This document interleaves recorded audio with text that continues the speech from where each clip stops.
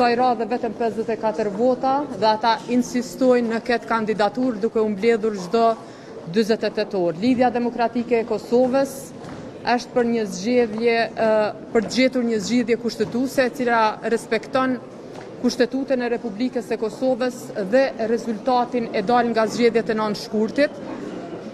Ne njohim të drejten e të parit për të propozuar, mirë po kjo nuk do të thotë që ne e bartim votën tonë tek një subjekt tjetër duke votuar sipas kërkesave të tyre. Pengmarrja e institucioneve nga ana e lëvizjes vetëvendosje është duke u kushtuar qytetarëve të Republikës së Kosovës, ata po përballen me probleme të ndryshme dhe askush ato nuk po i adreson. Andaj përgjegjësia duhet të kërkohet pikërisht prej tyre.